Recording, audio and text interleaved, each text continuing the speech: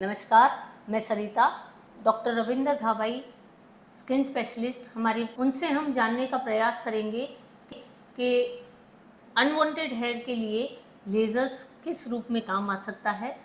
नमस्कार डॉक्टर साहब। महिलाओं के और बच्चियों के आजकल ये अनवांटेड हेयर्स की समस्या होती क्यों है? पहली बात तो चीज़ें जैसे मोटापा बढ़ता है, डायबिटीज होती है, उसी के हिसाब से आजकल बच्चियों में खासकर जो जिनका वेट थोड़ा ज़्यादा होता है, उनमें पीसीओडी की प्रॉब्लम होती है। तो इन लोगों में सबसे ज़्यादा जो है अनवांटेड हेयर्स की समस्या होती है। जिस तरह के अब अनवांटेड हेयर्स क्या हुआ, जैसे कि लड़कों में मूंछ के और दाढ़ी के बाल आते हैं या बॉडी पे बाल आ जाते हैं, उसी तरह से बाल जो है वो लड़कियों में और महिलाओं में आने शुरू हो जाते हैं। तो अनवांटेड हेयर या हम कह सकते हैं अनवांटेड फेशियल हेयर जो महिलाओं और बच्चियों में होते हैं, उसके लिए हमारे पास क्या समाधान है? देखिए, अगर मैं बात करूं तो सामान्य रूप से लोग जो ट्रीटमेंट काम में लेते हैं, वैक्सिंग है, थ्रेडिंग है।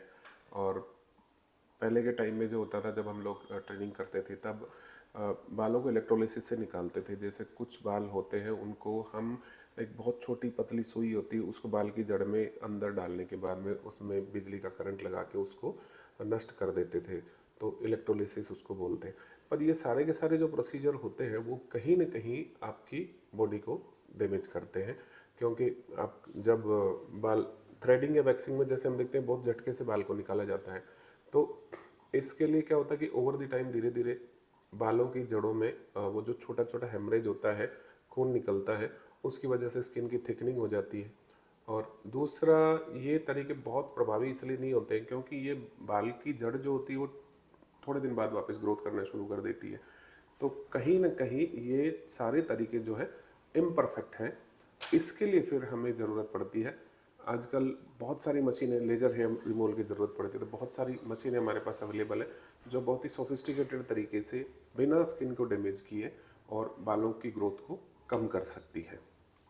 तो इसका मतलब सिर्फ लेज़र ही करवा सकते हैं? देखो, सिर्फ लेजर ही करवा सकते हैं। अगर आपको बहुत थोड़ी अगर प्रॉब्लम है, मान लो 10-5 बाल ही है, तो उनको इलेक्ट्रोलिसिस से भी आप निकाल सकते हैं। पर अगर हमें एक परमानेंट सॉल्यूशन चाहिए लंबे समय के लिए काम आने वाला, और जो अ, ना तो इतना पेनफुल भी नहीं होता और एक तरह से आपको एक बहुत इफेक्टिव ट्रीटमेंट देता है, तो वो लेज़र ही है।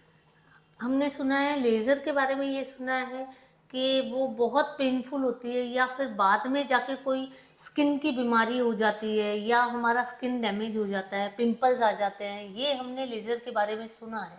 देखिए, लेज़र के बारे में सबसे बड़ी भ्रांति तो ये होती है कि हमारे मन में ये होता है कि लेज़र से कहीं कैंसर तो नहीं हो जाता।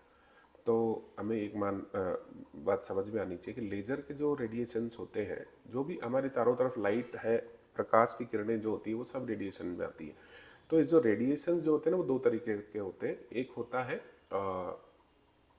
नॉन आयोनाइजिंग रेडिएशंस, जो कि जब स्किन के ऊपर वो रेडिएशन गिरता है तो वहाँ से एक एक्टिव स्टेट में वो एटम को ला देता है। तो वो धीरे धीरे एक तरह की एब्नॉर्मलिटी पैदा करता है जो कैंसर भी पैदा कर सकता है। पर वो लेजर नहीं है। एक्स रेज, गामा रेज बहुत सारी होती जो आयोनाइजिंग रेडिएशन पैदा करती है। उन चीज़ों से बहुत अलग है लेजर। एक बहुत नॉर्मल लाइट की तरह होता है, जो कि नॉन आयोनाइजिंग रेडिएशन। आज पिछले कई दशकों से लेजर का ट्रीटमेंट लोग क्लिनिक्स में करवाते हैं, स्किन स्पेशलिस्ट काम में लेते हैं। पर इस तरह का कोई भी केस रिपोर्ट नहीं है कि लेजर से किसी तरह का कैंसर होता है। तो हम ये मान सकते हैं कि लेजर एक बहुत ही सेफ प्रोसीजर है। तो ये किसे करवाना चाहिए लेज़र? देखिए, सबसे बड़ी तो बड़ा सामान्य सा सवाल है। लेजर उसको करवाना चाहिए जिससे बाल नहीं चाहिए। अगर महिलाओं के बाल, मान लीजिए अगर फेशियल हेयर्स हैं, तो वो किसी भी महिला के एक तरह से सुंदरता पे एक धब्बे की तरह होता है। तो अगर हमें चाहिए कि वो बाल हमें नहीं चाहिए, तो वो अनवांटेड हेयर्स है, उनको हम हटा सकते हैं।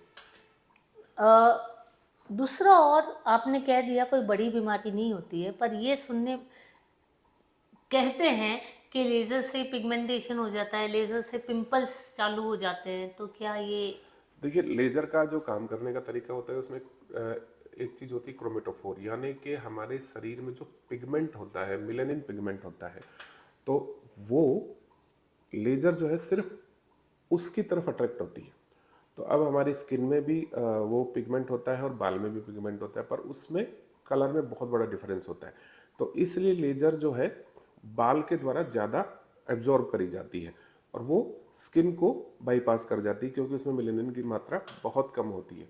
फिर भी कई बार देखा गया कि हम जब ट्रीटमेंट करते हैं, बहुत कोर्स हेयर्स होते हैं या बहुत डेंस बालों की बहुत ज़्यादा बाल होते हैं, तब कई बार होता है कि स्किन के बिल्कुल सरफेस के ऊपर जो है ना लेजर अब्जॉर्ब हो जाती है। कई बार छोटा मोटा निशान या छाला हो सकता है, पर हमने देखा कि पिछले करीब 15 साल से हम लेजर ट्रीटमेंट कर रहे हैं और सैकड़ों पेशेंट्स का हमने ट्रीटमेंट किया, तो कभी भी ऐसा नहीं हुआ कि किसी पेशेंट के कोई परमानेंट निशान हो गया हो या परमानेंट कोई फुंसियाँ निकलनी शुरू हो गई हो।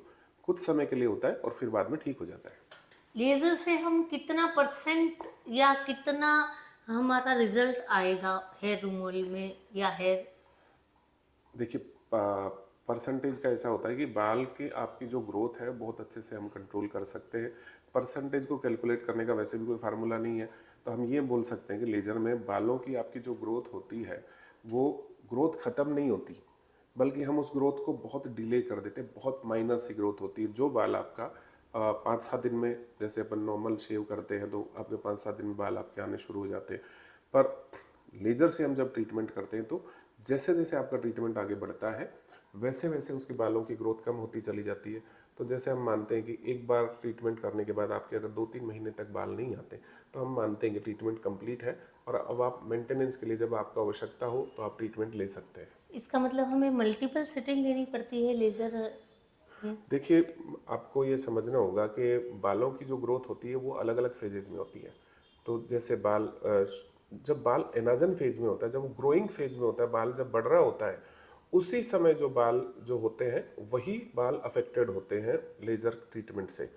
पर किसी भी समय 20 से 25% बाल जो होते हैं ना वो एक साथ एनाजन फेज में होते हैं, बाकी सब जो है ना अलग अलग डिफरेंट फेजेस में होते हैं।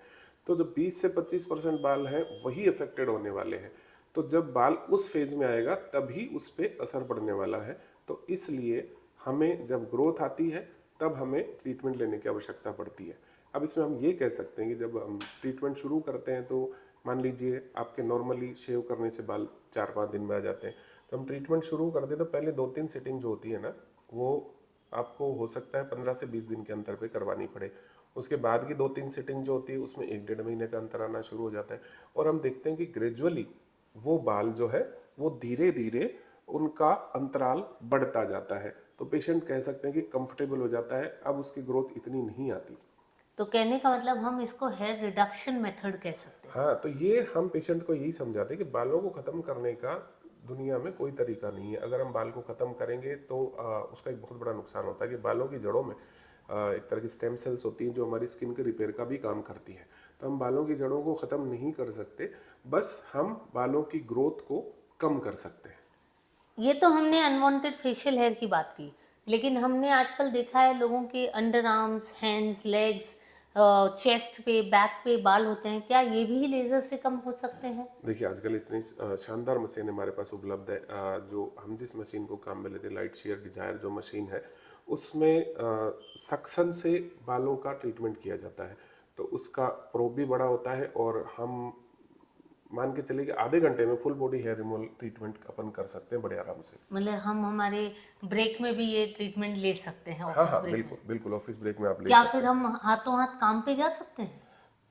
देखिए, इसमें किसी भी तरह का डाउन टाइम नहीं होता और किसी तरह की आपकी स्किन का रिएक्शन नहीं होता। तो आप जैसे ही काम करते हैं तो उसके साथ ही आप अगर चाहो तो आप सीधा पार्टी में जा सकते हैं, काम करने जा सकते हैं। तो इसके लिए आपको कोई रुकने की आवश्यकता नहीं होती और नहीं कोई इसके बाद में अवकाश लेने की ज़रूरत पड़ती है। Thank you doctor. तो आज हमने देखा लेज़र हेयर रिमूवल की हमारी जो भ्रांतियां हैं कि ये पेनफुल होता है, ये अनसेफ है और लेज़र हेयर रिमूवल से हमें बार बार आना पड़ेगा। तो हम ये बोल सकते हैं this is laser hair reduction, जिससे हमारे बालों की ग्रोथ काफ़ी कम हो जाती है और इतनी कम हो जाती है कि हमें बालों की समस्या नहीं रहती है। बाल रहे ना रहे, पर समस्या जो हमारी है, बाल जल्दी आते हैं और मोटे आते हैं, हम उससे छुटकारा पा सकते हैं। ठीक है डॉक्टर साहब? हाँ बिल्कुल, मैं ये कह सकता हूँ कि हमें अब उतने पेनफुल